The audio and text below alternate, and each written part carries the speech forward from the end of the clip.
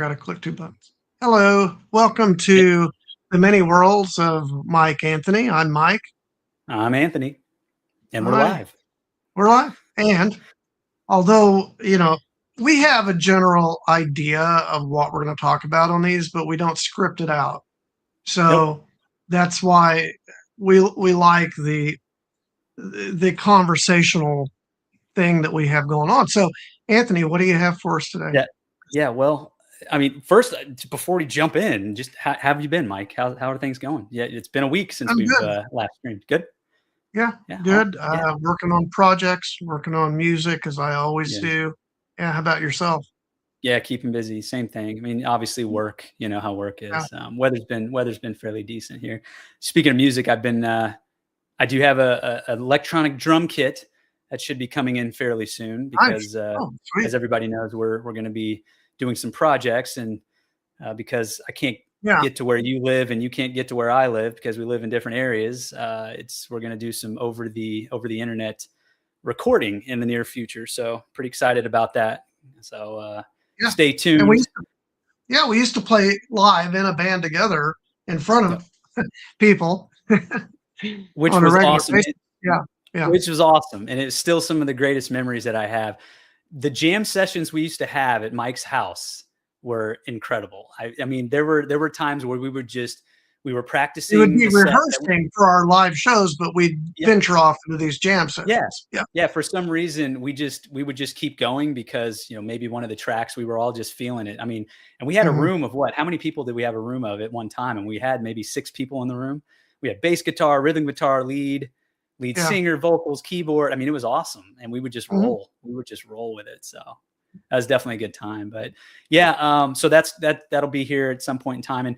And I know we're how many episodes? We're 4 episodes in now. This is awesome. We're on our 4th episode. I know we don't have an intro song yet, but that's still in the works. I've got to. Mike has asked me to lay down a beat and then get that beat over to him, and he's going to add a little bit of more glitz and glam to it, and we'll see about getting an intro song. So Yeah. bear with us. Going to be doing that soon too. So we'll get there. We'll get there. But We will. Yeah. yeah. We're thinking of kind of a synthwave kind of thing. Is that what you're thinking? What would be an example of a synthwave kind of band? I'll be honest with you. I'm just thinking something from like the retro 80s, 90s kind of sound. It's kind of fun. I can't explain it. I don't know. There's a lot on the internet, so you can just check it out. So, think Miami Vice, something like that. What is it? Jen Hammer? I don't remember the Jan Hammer. Yeah. Yeah, there you go. Gallon Hammer. That's it. So yeah. But anyways, we'll see. We'll see what come up with. I had my initial idea was like a theatric, cinematic score, like an Indiana Jones or maybe a Jurassic Park, which we talked about last week. But no, I think maybe something. I don't know. I came across some synthwave the other day, and I thought it's kind of cool. Cyberpunk. Yeah, plus, we were listening to the soundtrack for Oblivion, right? Yeah. Well, that goes without saying. That the end credit song, it's awesome. Yeah, I'll still to this day, I love M83. Interestingly, you say that M83, and for those who like some of the, I don't know, mid 2000s, what do they call it? The dystopian movies that were out there. They did the Hunger Games. There was a series called Divergent, which was based off of a book series from a female writer that lived in Chicago, and she wrote it. So if you ever watched the Divergent movies, they're based in a dystopian Chicago. You'll actually see some of the background shots of a dilapidated Chicago cityscape. Anyways, M83 did a really awesome song during kind of it wasn't a montage, but it was similar, somewhat of a, I don't know, where there's you can kind of tell there's a budding relationship between two of the main characters. Mm-hmm. And it's an awesome song. So I don't know, just, you can look it up. Just look up M83 Divergent and the song will come up. It's pretty cool. So, but yeah, he did a bunch of soundtracks. Yeah. TV series, Mike, what on the agenda today? We are going to talk about The Boys. Yeah. So there's this, I've noticed there's been a new genre of superhero TV. And Yeah. it's not a new idea per se, but it's this new genre of what if superheroes who had superpowers acted like real people. In other words, Right. they're not always doing the good and noble thing if they're a superhero. And I will say, I shout out to DC Comics, who a long time ago, like in Justice League, I know early Justice League comics, Yeah. there was this thing called the Crime Syndicate, where you had another, I think it was Earth 3. It's been a while since I've read this, so Yeah. and so but basically all the superheroes became supervillain. It was the opposites, and all the supervillains became superheroes. So you had Yeah. Superman, who became Ultraman, Batman, who became Owlman, and so all of them, and they were just Yeah. terrible people. And so that was my first understanding of that idea, and there may have been others before that. I don't know, but you've got this genre where you've got like Invincible. Yeah. You've got one called Jupiter's Legacy, which if you haven't seen it, I do recommend. It's quite good, although it got canceled after one season.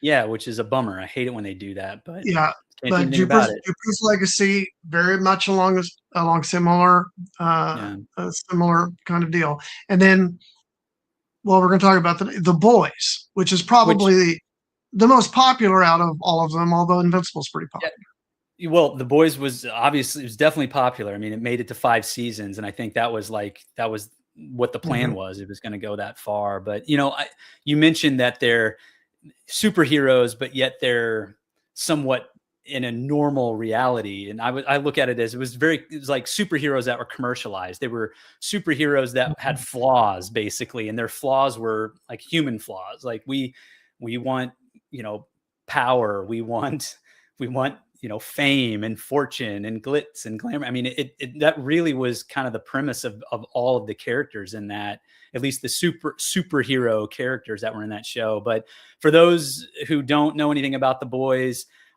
I'll just be the first to say that it was not a show that I was remotely interested in watching. Matter of fact, it took me, I think they were already three seasons in before I even decided to watch it. And I Yeah. streamed all 3 seasons. And then shortly after that, a month or so, they dropped season 4. And of course, by that time, I had to watch the rest of it. Just for everybody's knowledge, it is not for the faint of heart. It's once again, it wasn't my cup of tea, but it was very, very interesting. Mhm. It's comedic, very, very gory. It's adult humor. It's not for Yeah. the weak-hearted It's people that mature get offended. audiences for Oh, sure. very, very much mature. There's a lot of disturbing. I mean, some of the things I felt like some of the directors, producers were taking really long stretches of liberties when it came to certain things that happened in that series. So, I mean, but there were some really hilarious parts in it as well. But the critics, were all, it was a vengeance story. It was all about revenge. It was two groups of people fighting each other. The comics were, there were the superheroes. They called them the soups, and they were this Mhm. big commercialized corporate entity, is what it seemed like. A marketing firm, a brand, basically. And then there was the Boys, this group of people that basically just trying to, they just wanted to destroy him, basically. So that's the premise. And then they built a series around it. So yeah, Yeah. Well, it it was was a pretty comic interesting. book initially, but to be Right. in full disclosure, neither you, I believe, nor I have read the comic books. No, no, Um, nope. but to is okay if I give a little background just Yeah, over. yeah, because I understand. Yeah, the comics didn't really follow the series much, or Yeah. the series didn't follow the comics much. But yeah, please give some background for Right. the Yeah. audience. So basically, just to kind of give an overview of what happens is you've got a character named Huey, and he has a girlfriend, and they're Yeah, going to get married. Blah blah blah. And like immediately when the series begins, and spoiler alert for all 5 seasons of The Boys, by the yeah, way, yeah. You're gonna hear it.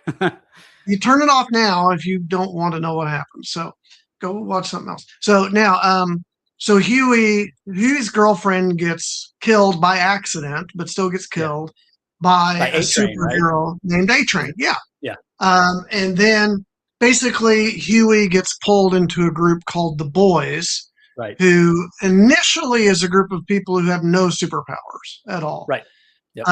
But he gets pulled in to help stop. He's kind of the tech guy, right, to begin with, um, He to worked at a help Radio stop. Shack type business, Yeah, yeah, right? yeah, Is that which is important to the ending.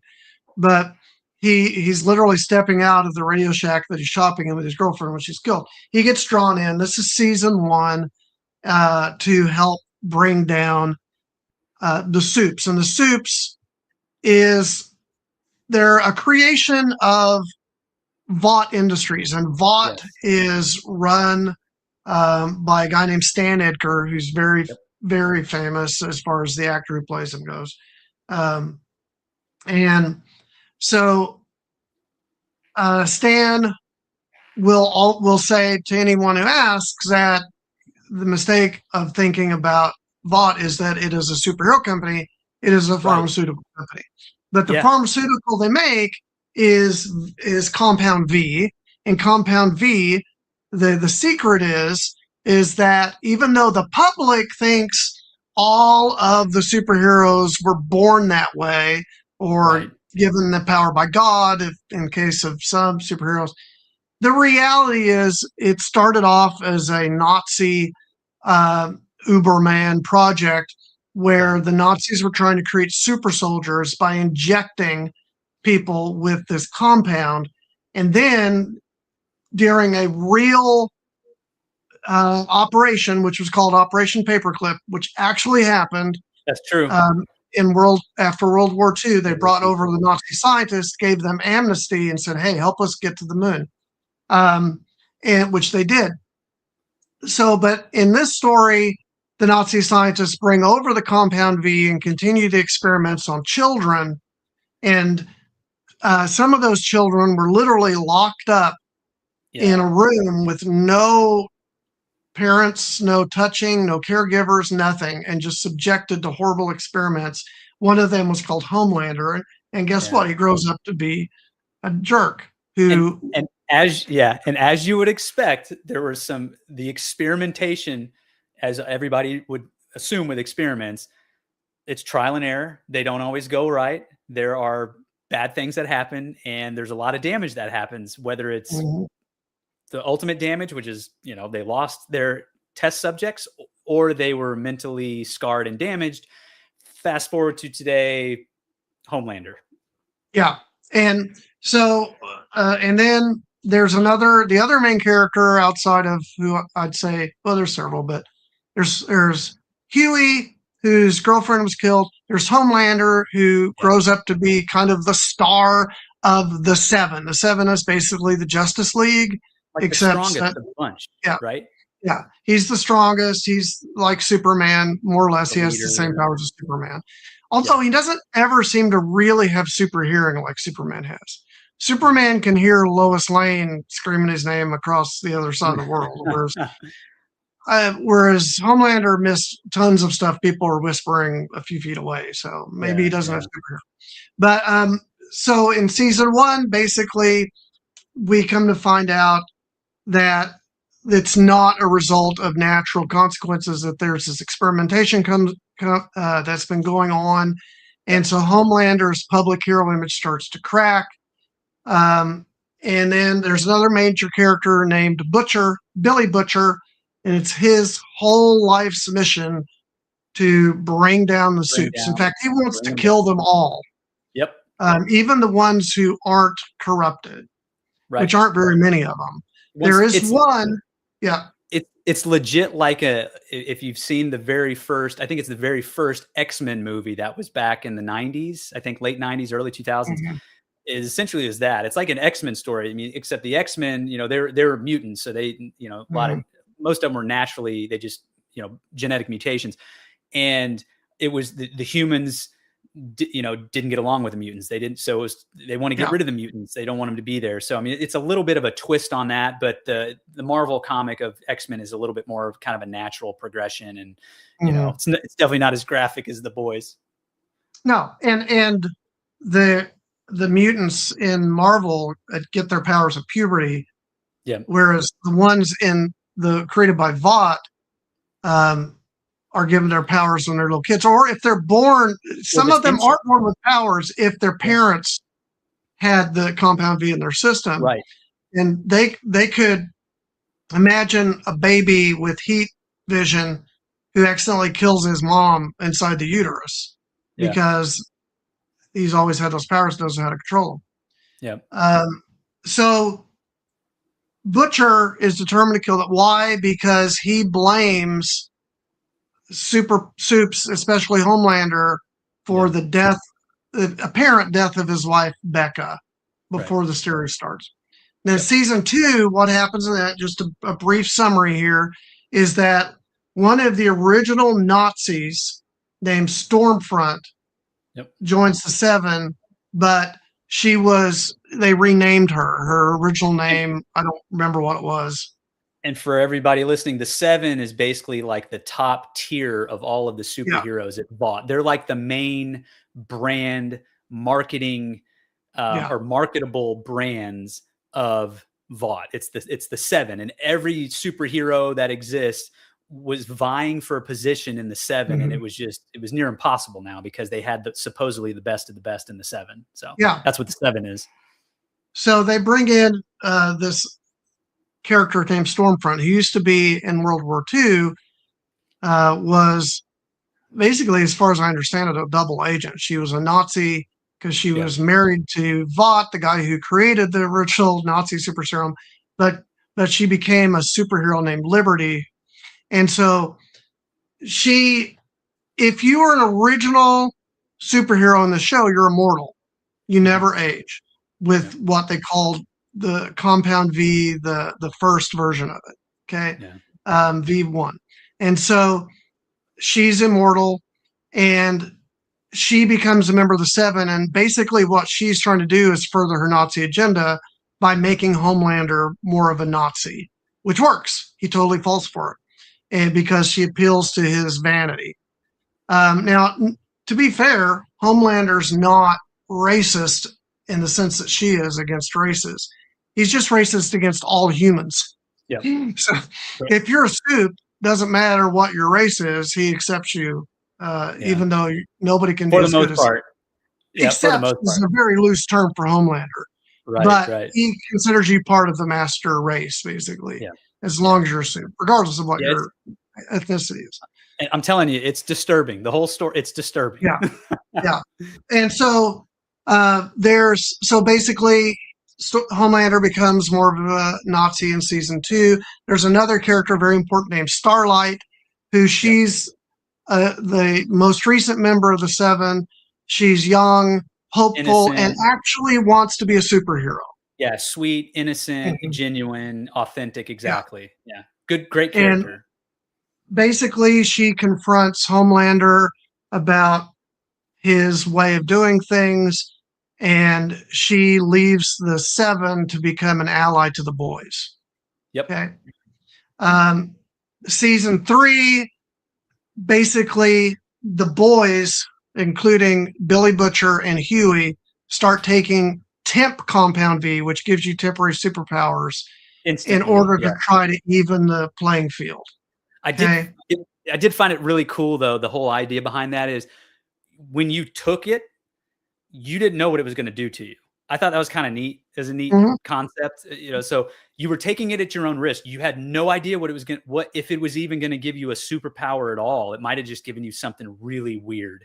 And trust me, there are some characters in this series you might have only seen. They appeared once just for fun, I guess. I think, once again, I think one of the writers, somebody was taking a liberty there.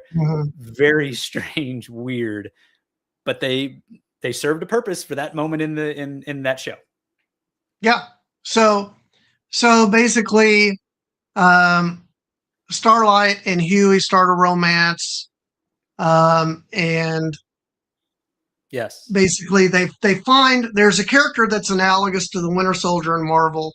He's called Soldier Boy, and he was one of the original Soups who was a World War II hero who was frozen by the Soviets, just like Winter Soldier. and unfrozen. Turns out he was used as not a clone, but they used his sperm to make Homelander.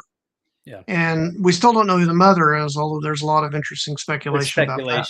speculation. Yeah. And so basically they unthaw the boys, get a hold of Soldier Boy, hoping to use him to fight Homelander. But Soldier Boy's not insane like his son, but Right.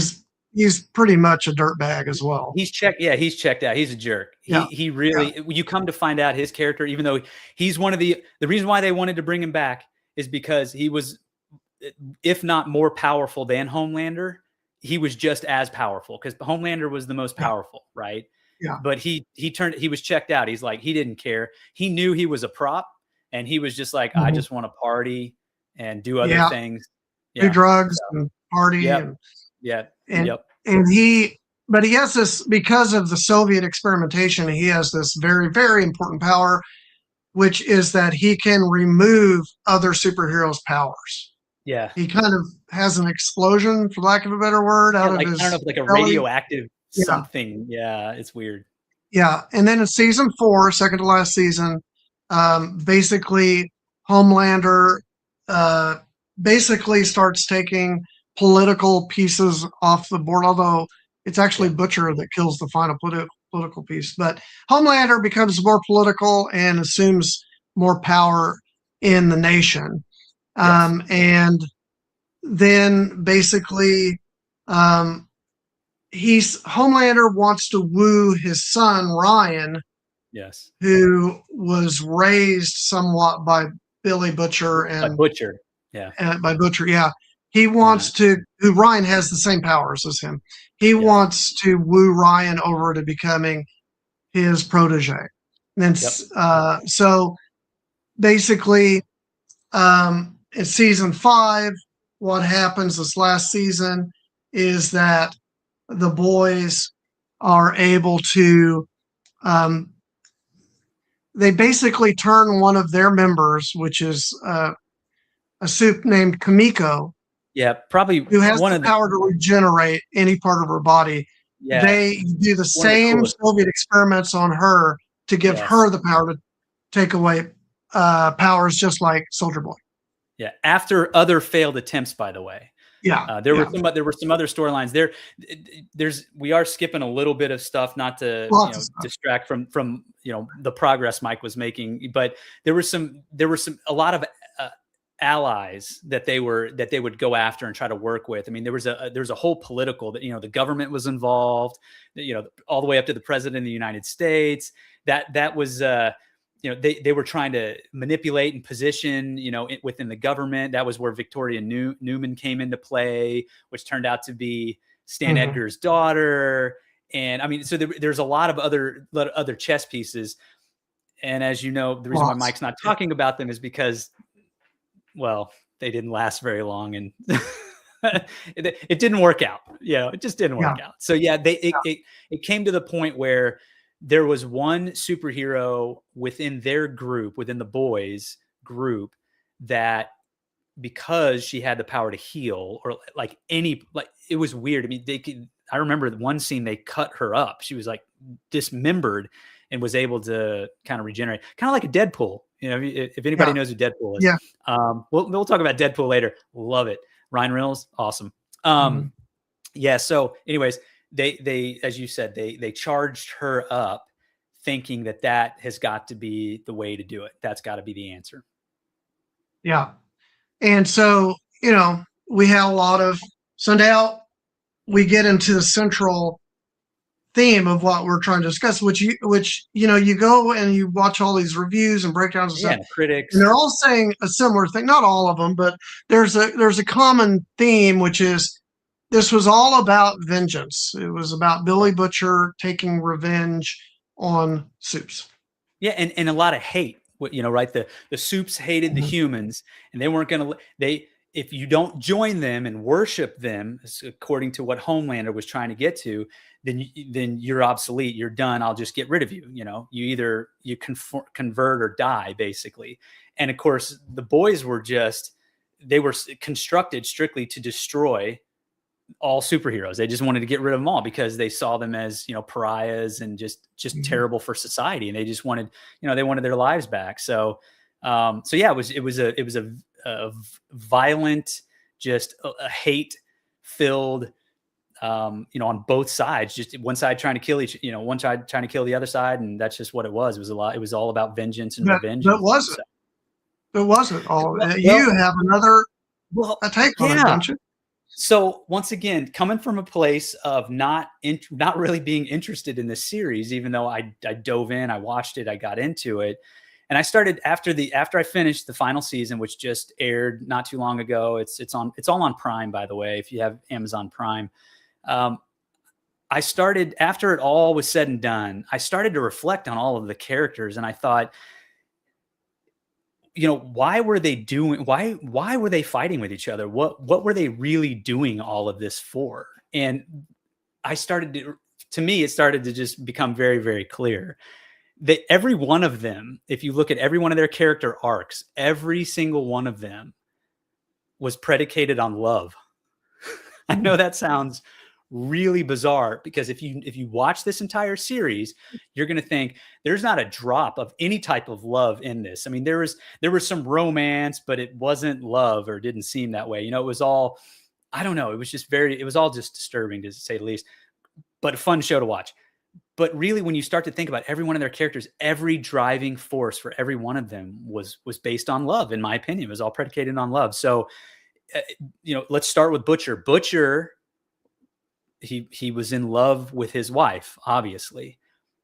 Homelander killed his wife, supposedly killed his wife, and he was seeking revenge, yes, but it was out of love. But the interesting thing about Butcher is, even though you would never believe that guy cared about anything, he, as always, and even to the last minute, he never would admit that he loved his team. He cared about Huey. Mm-hmm. He also, one of the only areas where he displayed love, and Mike, I know we had talked about this earlier, was with his dog. He absolutely loved his dog, which played a pivotal role in his final stance. So spoiler on all of this at the very end, if you have not seen it. So, I mean, Butcher gets to a point where he ends up, spoiler, as we mentioned, Homelander gets killed. And the dog's name is Terror.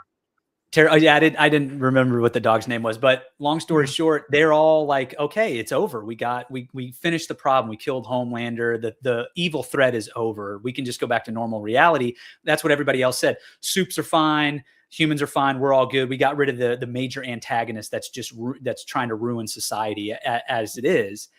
And Butcher, his dog dies. Butcher loses pretty much everything at that point. There's nothing left for Butcher. He lost his wife.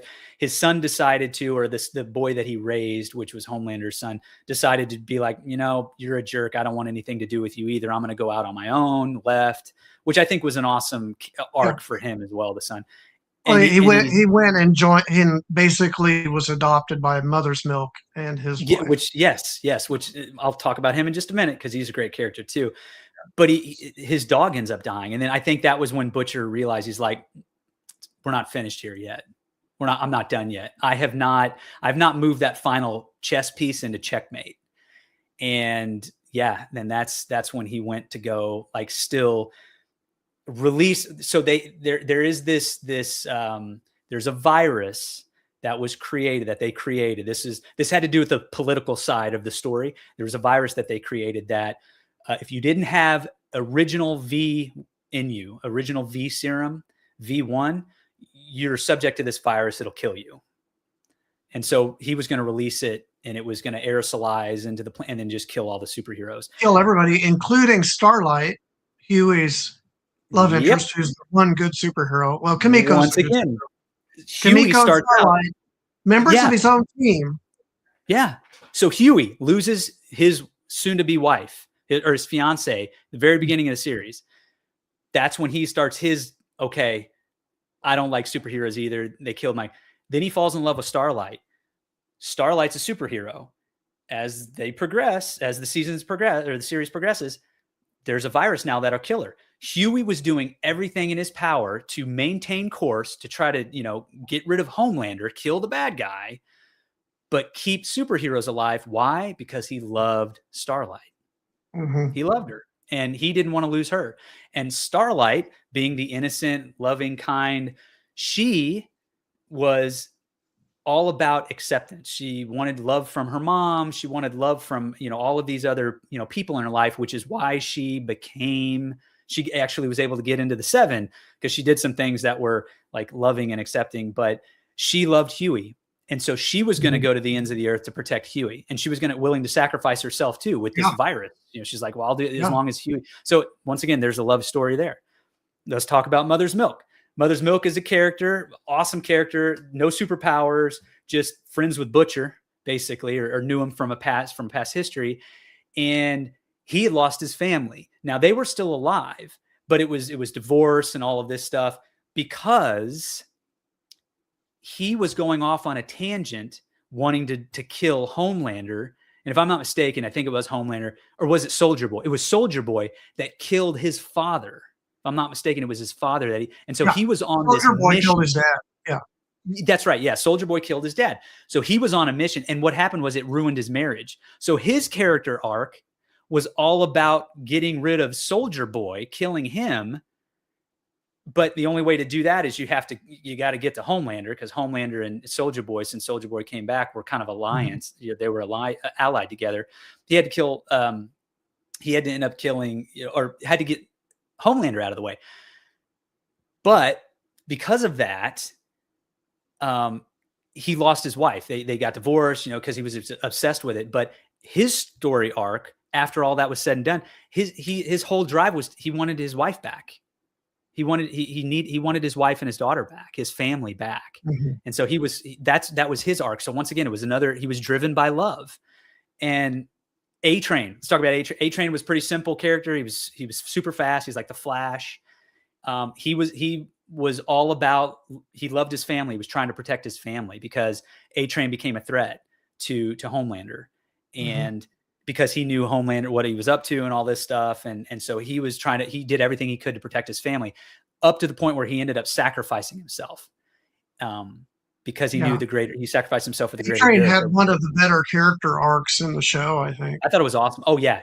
Yeah. He went away and then came back, and his character arc when he came back it's fantastic. So, and then we talk about, Victoria Newman and Edgar, or Stan Edgar. He basically, he was the CEO of Vought Enterprises and all that stuff for a while. And one of the initial, I guess, creators of V, or the different iterations of V later on. And he was doing everything to protect his daughter. Well, his daughter got it, and the only way to do that was to try to bring her into prominence. So he was bringing her into the political stage. But she was a superhero, and she ended up getting killed. But she had a daughter. And so his drive was not only protecting his daughter, even though she got killed, but it was protecting his granddaughter. So that his whole arc, to me, was based off of, he loved his granddaughter, and he wanted to make sure that his granddaughter was safe. Sure. Although his granddaughter was a super, and she had a pretty cool power too. I'm not going to lie. That was pretty sweet. But anyways, if you go back and just look at all, I won't talk, about many more, but if you go back and you really look at all of these characters, every one of them were driven by some form of love. It was either they loved someone, they lost them. They loved someone, they were trying to get them to love them back, like acceptance. Homelander, that's the big one. He wanted love from his dad, didn't get it. He wanted love from his son, didn't get it. He used artificial means to try to get love from other people. And he wanted love from a mother figure. So Madeline, And the crazy thing is, so many people loved him, but he didn't care about them. It was all about his dad, his son, and Madeline, like you mentioned, but he just couldn't get it. So his whole arc was, he wanted love, but he was never going to get the love that he wanted. So he was going to take over the entire world, make everybody love and worship him. So once again, I think the entire series was predicated on a love basis. Yeah. But Two characters though we got to talk about, Mike, and I know you want to talk about them, but there's two that we got to talk about. Yeah, go for it. Who is it? Well, yeah, I didn't know if you had anything else to say on that, but Well, I do two. want to mention that Stan Edgar is played by one of the most highly respected actors of our time right now, Yep. which is Giancarlo Esposito. Yeah. Who you might know him from The Mandalorian. He's got a good character in the Mandalorian series. Yeah, Breaking Bad. Yeah, and Billy Butcher is a pretty well-known actor too. Carl Urban. Oh, geez, Carl Urban. Oh my gosh, yeah. I mean, and I know him first from Xena. Oh, really? Yeah. Xena, the Warrior Princess, which is really campy, but Hey, Chronicles, God of War. Chronicles of Riddick. Awesome movie. If earlier Vin Diesel film, very cool sci-fi film. But Chronicles of Riddick was awesome. He was good in that, Carl Urban. And then Lord of the Rings. I mean, good grief. He was a main character in Lord of the Rings, awesome character in Lord of the Rings. But so Mike, those two go ahead. Are you talking about Frenchie and Kimiko? Frenchie and Kimiko. Yeah, well, obviously they had one of the more, I'd say Huey and Starlight and Frenchie and Kimiko had two of the more traditional love stories, right? Yes. Yep. Where they truly, obviously loved each other without needing to read any more into it. But when we get into looking at, well, I think, first of all, we have to kind of step back and think about the series finale, which was, how was it that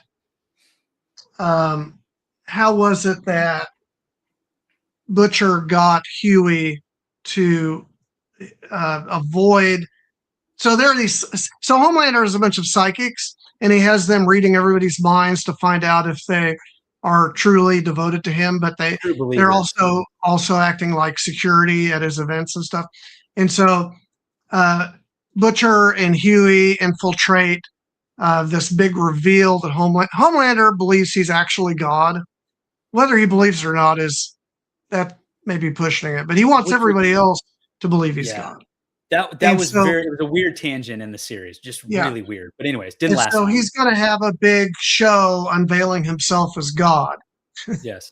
And so Huey and Butcher infiltrate it, and throughout the whole show, there's references to music, right? And so with Huey, it's always Billy Joel. He's got a Billy Joel song for every occasion. Yep. With Mother's Milk, he's always wearing hip hop t-shirts. Yep. And so so Butcher comes up to Huey and says, "Quick, tell me what your top 5 Billy Joel songs are." Yeah. And so why does he do that? So that his mind's occupied, so the psychics can't detect that he's there, even though it doesn't work, and they find him anyway. It was a catastrophic failure because Huey's like, what is this? What does this even mean? Yeah. So now, and I think it's escaped me. What? Because I know we wanted to talk. Yeah. Well, it's Kimiko and Frenchie, right? So they to me were the biggest example of my theory of love for this entire series, because those two, like, organically, they were both like damaged people, like really damaged, and they found each other and they kind of saved each other. If you want to, for lack of a better term, they kind of found each other and saved each other. Each one, came into each other's life and saved each other from their misery. So they really genuinely fell in love. Yeah. And it really became, it was the sweet, loving, nurturing kind of love. It wasn't just, I'll protect you, you protect me. They had really soft moments. It was really nice. It was great. Similar to what Huey and Starlight had, but not as, they were way deeper in my opinion. Yeah. So, I think so. Yeah. But so Frenchie, no superpowers. He was just kind of a scientist, a really well-disciplined scientist. He was the guy who could get anything. Yeah. Right? He was your A-team. He was your Murdoch. Yes, he was your connect. Yep. He was your connection. Or if you want to go way back, Hogan's Heroes. Yeah. there was a character who was able to get anything they needed. Yep. Yeah. He was your character. So he was just an efficient, effective character. So very pivotal role. But so he and Kimiko fell in love. So I'll just fast forward to the very end. As you know, they had to experiment on Kimiko, and he was like, Yeah. "We can't do this. We can't do this. We've got to find another way to try to defeat Homelander. We can't use this idea. It's not working. It's going to kill her." Well, she ends up. Well, there's another character that kind of helps them figure out the science behind it, which was a kind of a neat superpower, by the way. I don't know how to explain it other than she was the most smartest woman in the world, and Yeah. just whatever she, thought of was going to happen. It was just going to work. Yeah, Sister Sage. Yeah, Sister Sage, exactly. So anyways, he finally consulted with Sister Sage, even though it seemed like, the experiment that they were doing on Kimiko to kind of enhance her powers was killing her. Sister Sage helped him figure out the math, essentially, and it ended up the dosages that had to be given to her that wouldn't kill her, that would give her the powers. Yep, it had to be perfect. So they allied and together and got it fixed. Well, but see, Frenchie didn't know that. So what happened was, and Kimiko was willing to be experimented on. She wanted to help. Yeah, and why? Because she loved Frenchie, and she wanted to protect him. And she knew that if the only way to protect him is to continue to help the boys defeat Homelander. And she had times where she was walking away. There were 2 or 3 times where she was walking away, but she always came back because of Frenchie, because of the power of their love. So that's another side point. But long story short, she ends up going through the experimental process, but she had to recover. Frenchie had to buy some time for her. So what did he do? Because he loved her so much. Homelander was onto him. He was in the building. He sacrificed himself to buy time for Kimiko to fully recover from that last treatment. Yeah. So when Kimiko found out that he had sacrificed himself, that was it for her. That was the crux of her. Like, you killed the person. The only reason why I'm still here and who I am is you killed that person. And so he sacrificed himself for her because he loved her, and she sacrificed herself. And then they all did it for the greater good. So long story short, those two were that was really what kind of set me on the path of my theory of that this actually was a big old love story. Well, big old love story. And when, and again, spoiler alert, but when Frenchie dies, saving her, it's a very pivotal moment that she cannot bring herself to do the energy explosion thing that takes away the powers, because she believes that the only way she can tap into that is anger. Whereas, and then all of a sudden, Frenchie comes to her in a vision. Was he real? Was he a spirit coming to her? Was it her mind? I kind of choose to believe he was a spirit coming to her and saying, look, it's not anger that you've always had it in you. Yeah. You've always had it in you. Yeah. Yeah. It was love. It was love. Right. It was love that allowed her, because really, I mean, Butcher, basically, put the pipe in the Homelander and took his skull cap off. But really, it was Kimiko that defeated Homelander. Yes. She if it wasn't for her, nope, no ending. Because basically, once he was depowered, anybody with half a fighting skill set could defeat him. Exactly. And Butcher was way overpowered when it comes to fighting skill. But Mike, explain to me, because this is what I like. This is a major creative writing, storytelling component, right? The whole dynamic between Kimiko. I know what you. So I always like to bring in screenwriting, because Anthony and I do screenwriting together, and it's important. We've written a couple of finished pilots that we have in competitions. I've written myself with other people 3 different stage musicals, one of them which was produced and I think you weren't you had moved by that point, so we had a different drummer who played during that production. Yeah. But I we've been doing this for a long time. I've been studying screenwriting and writing since I don't know the early 2000s. So I like to bring in things that are lessons on, or not lessons, that's the wrong word, but insights. So anytime you start to hear a couple characters planning their future, Yeah. one of them They're, is going to go. Yeah, if not especially if both. it's close to if it's close to a season finale or a series finale. You Yeah. had Kimiko and Frenchie talking They were about it. how they're going to live this life together. Well, They were notice, both checking out. They were both going to leave the boys. Frenchie was yeah, trying to say, let's just go. Let's get out. Let's just leave. We'll go to some yeah. island. We'll get away. Yeah, they were checking For you out. Farscape fans, go back and think about how in Farscape you had Chiana and Cardago planning their future together, and then Yeah. immediately that falls apart. Yeah. And Dargo sacrifices himself for the rest of the team in the miniseries series finale. Yeah. So that's just a thing in screenwriting. There's no need. You want to amp up the audience sympathy for the loss of that character, and that's Right. a shortcut to doing that.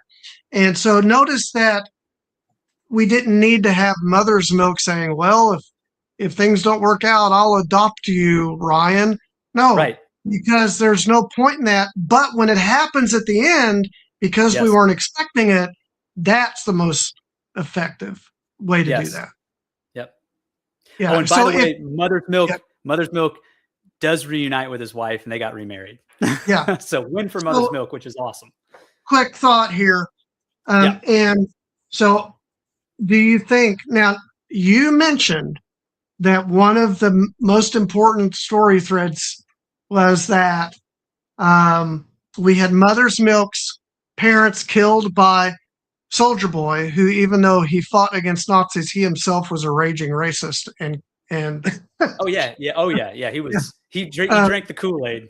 yeah, and so uh, that was never resolved. Soldier Boy's still alive in He the is. season, and Mother's Milk's still alive. I'm just saying. Soldier Boy, he's in a cryo chamber, Yeah, right?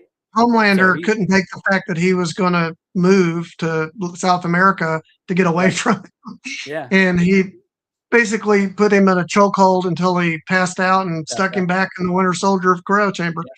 And you're right. Mother's Milk is still alive. However, I don't know. I think his character arc is complete. He got his wife back. He not only has that, but guess who he has as an adopted son now? He's got Ryan, Ryan. Ryan can protect him from. If not, Ryan could help him if he wanted to actually go do after. you But think that there's going to be a resolution of this Soldier Boy, Mother's Milk Ryan we'll story? see. We'll see. Right now, so there's a spin-off TV series from The Boys. Not It's called rising. Gen V. Oh yeah, I yeah, think we're going to see some other characters get involved there. I think they're going to continue some of the Stan Edgar plot. I think yeah. Well, because Gen V was canceled, but we have this new oh, it one. was. Yeah, I didn't know Gen that. V was canceled, which is No. why I think that whole story Ooh. thread fizzled out in The Boys. Yeah. But we do have Vought Rising, which is going to show Soldier Boy and Liberty, who's Stormfront, and Bombshell. That was his name, something like that. And the Bombshell. World War II heroes is going to Yeah. show that when they were first created by the Nazi scientists or whatever. You know, that'll be It's, interesting. I don't know if I'll go. I don't know if I'll watch yeah. it though. I Oh, don't I'll know. watch We'll it. see. I'll watch Yeah, we'll anything see. Yeah, inspired. we'll see. But I watched Gen V yeah, and it was okay, but it was still just as disturbing.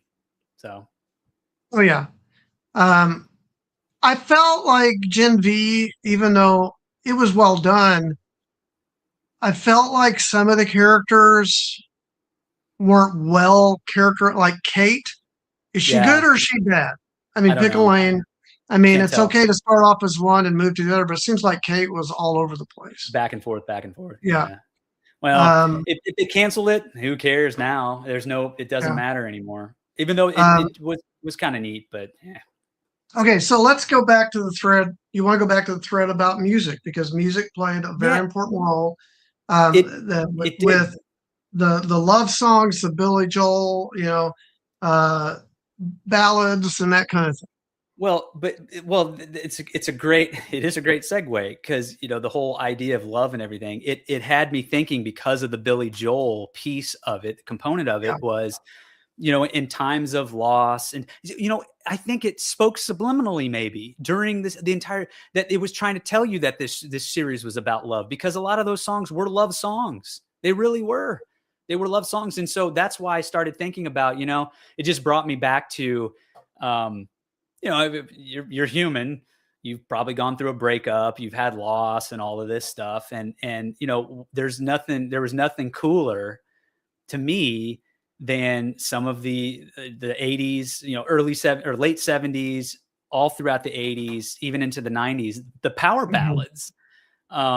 So you have these rock and roll hair band, glam rock. I mean, there's all kinds of names for them. Just tons of these groups back in the late 70s, early 80s, throughout the 80s, I should say. And I mean, these you would look at these guys and they had it all. They were on top of the world, man. They, sleepless nights, rock concerts. They were the center stage, selling out crowds. I don't know how many thousands of people, 100,000 people, 80,000, whatever stadiums they were filling up. Everybody loved them because they were just these awesome, just raw guitar, drum, just rockers. It was just all about the party scene. And these guys, they were just, when you were a young kid, you thought, well, these guys are studs. Everybody wants to be like these rockers and whatnot. And yet every one of those bands, every one of them, I don't know if it was just a marketing thing or, the record companies, you have to at least have one, had just an amazing, and I mean amazing, every one of them, everyone had an amazing, like, power ballad, a love song, basically a rock love song. Mhm. And that's why I wanted to talk about it just for a minute, just because there were some times in my youth and whatnot growing up when I was going through a breakup or something like that these songs, well, I connected with them. There were just some amazing bands. So I'm talking, is a popular famous band like Def Leppard, When Love and Hate Collide, Love Bites, to the Mhm. bands that a lot of people know them. They're popular. Warrant was probably one of the biggest ones. Uh, Heaven Mis- was one of their big. Yeah. yeah, Mr. Queensryche, you name it. Tesla, Cinderella, Yeah. Saigon Love Kick, song by Tesla. Yeah. right? Love Song by Oh, Tesla is Saigon Kick. famous. Oh, most Saigon, underrated, yeah. the most underrated metal band of the 90s, Saigon Kick. You should go listen now. No, look, they have a song called "Love Is on the Way."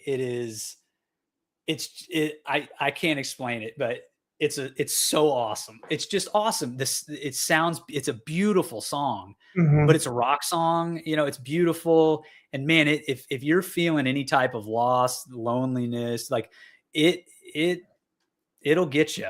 It's just a cool song. But so Saigon Kick, definitely cool. Yeah, I mean Firehouse, Love of Firehouse. a Everybody knows Lifetime. Firehouse, right? Yeah. Love of a Lifetime.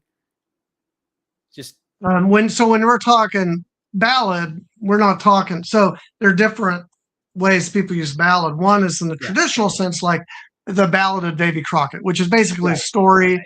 yeah. Killed Tim Bower when he was only three. We're not talking about that. We're talking about slow love song with Yeah. rock guitar in it, basically. These just they're hair metal bands. I mean, the pictures of these. Go look at the Poison's album. They literally they Mhm. got makeup on, their hair's Yeah, long. I mean, they just look glam rock, and but yet they that was have one of the yeah. Poison has one of the greatest rock ballads ever. That was I would argue that that was a very important period of the power ballad history, the hair metal golden age, if you will. Yeah. Yeah. Um, Scorpions. If Oh, everybody, the best. Oh, Wind of Change, and I still know that's loving not really, you. Yes, yes, yes. Just these are so they're just fun songs. Go to YouTube unless you have access to some of your parents' old vinyl or something, because they might have some of these albums. You go to YouTube and just Or type in cassettes. like glam rock, ballads, power ballads. You'll know exactly what I'm talking about. So I Yeah. mean, You want to it's hear just an interesting tidbit? yeah. What? So some sources claim that the very first power ballad was by the Carpenters. No Like way. like I'm on top of the world, Carpenters. Yeah. Um, Really? yeah. Yeah, because So, they had a song that was traditional wait, Carpenters, soft and Karen, everything, but Karen the Karen Carpenter, her Carpenter brother. and her brother. Yeah.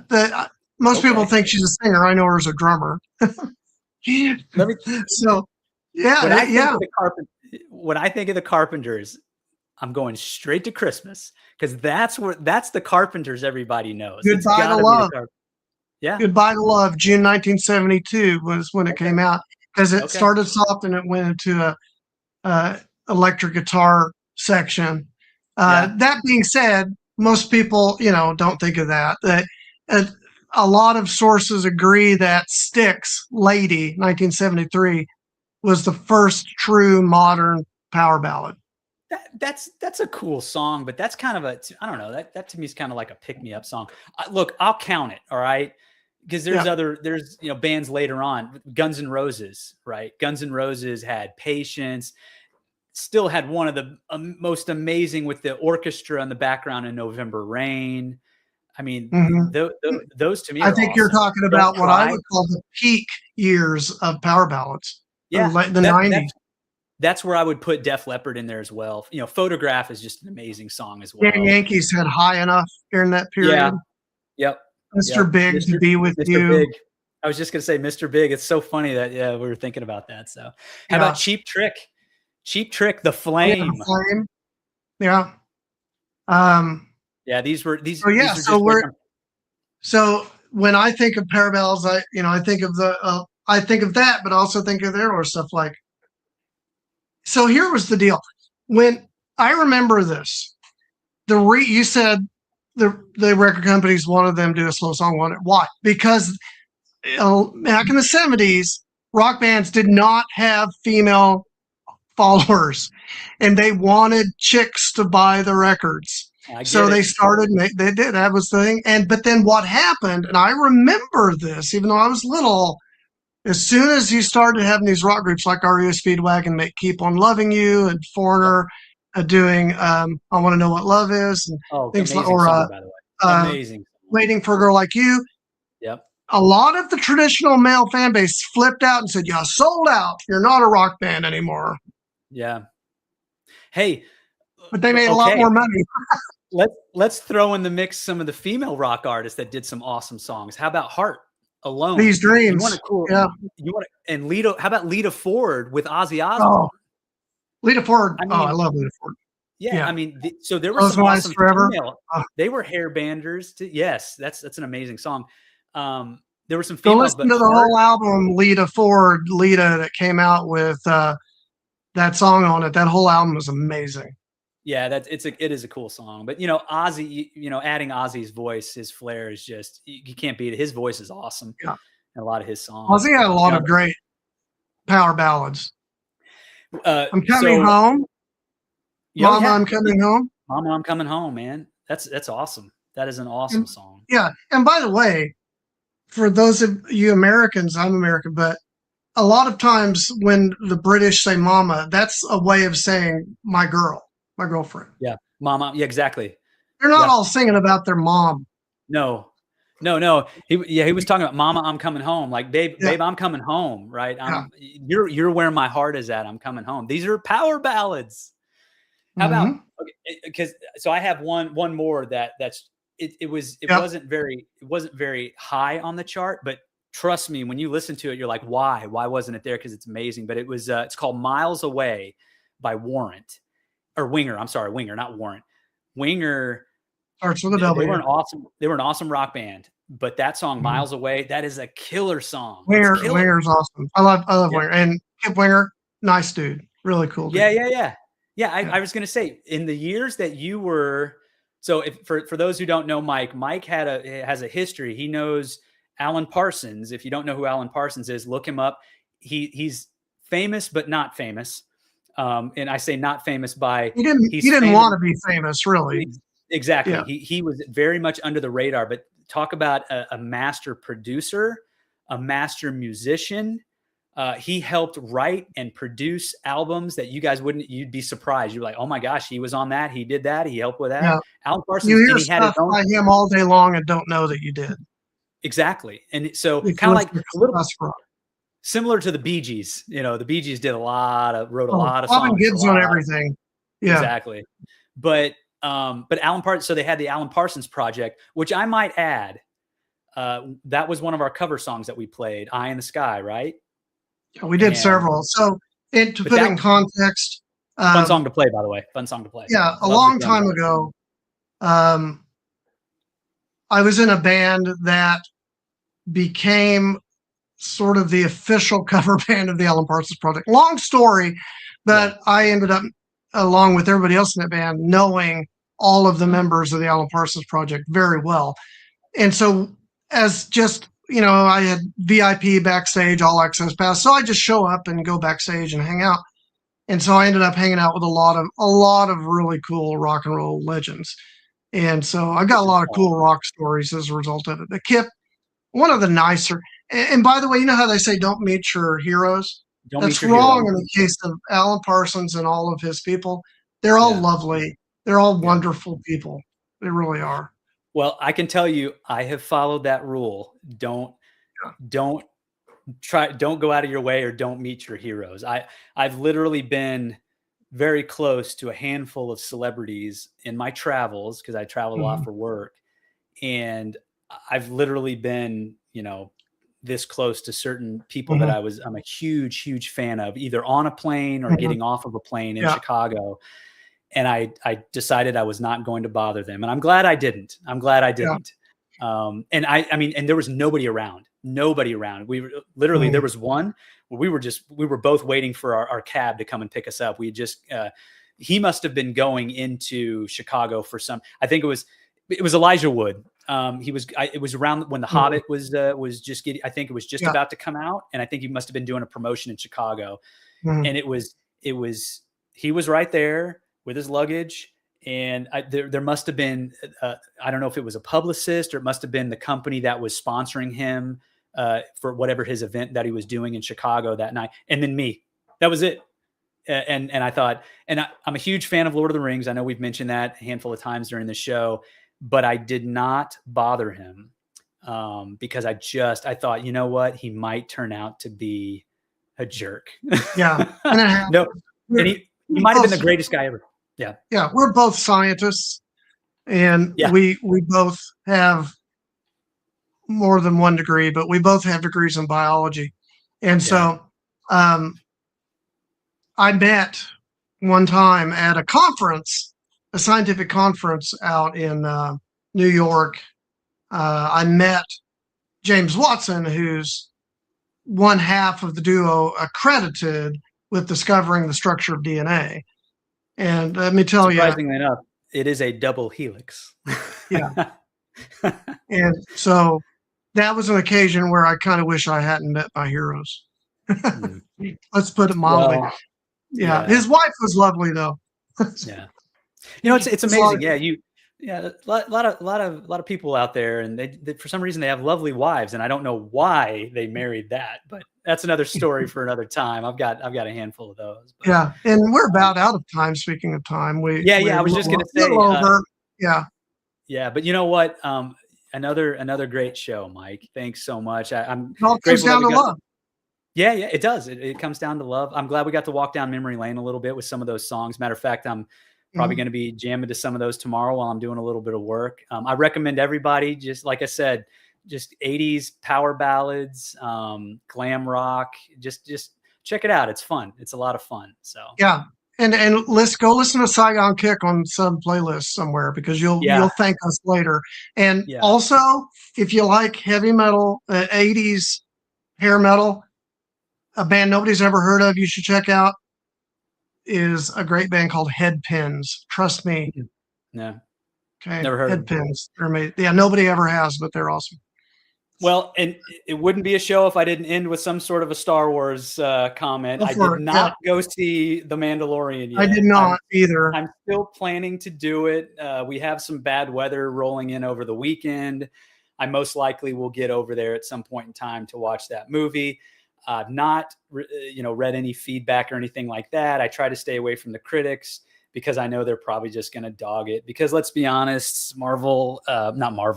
Disney Star Wars just has not measured up, in my opinion. Definitely agree with Mike, though. Since Disney acquired Star Wars, the IP, the prequel series definitely has leveled up major. Mm-hmm. I mean, thank you, George Lucas. Thank you, George Lucas. But well, George Lucas was passionate about telling a story. I know. Dang it. I know. That's still what makes Star Wars, the original trilogy, so good, and the prequel trilogy is awesome, and the sequel one, you just know it doesn't have his flair. It just doesn't. So, one guy has a vision versus nobody having a vision. Right. And or the vision was just, let's just make money. Yeah. Let's be like Vought, right? Let's just market, even though it's the most ridiculous, dumb stuff ever. Let's just market it to make money off of people. Oh, well. So, yeah. Anyways, we'll try not to venture too much into the Star Wars hater community. I know. No. Not hating. No, not hating. Look, I will still watch it. I'm still looking forward to some of the new series. I'm gonna watch it. Yeah, they're still proposing more series. I'm still going to get into some of those. The Bad Batch was an awesome cartoon. I love that. Love the Bad Batch. And look, they're still making some pretty killer Star Wars video games, not going to lie. So some of those are near and dear to my heart as well. Shadows of the Empire was probably one of my favorites I think it was N64 on that. But anyways, yeah, so you think you'll ever see Cal Kestis in a TV show or a movie? Right. Anyway, so not hating on Star Wars. I'm still going to remain a fan because it's a big part of my childhood, obviously. And I'm going to be loyal to it. So we're still going to give it some props. But anyways, Mike, thanks so much. Appreciate it. Have a great night. Thank you, everybody. Thanks everyone who listened. Hey, if you disagree with our take on love being the theme, let us know. And if tell us what your favorite power ballads are in the comments. Yeah, thanks. All right, everyone. Take care. We'll see you next week. Goodbye.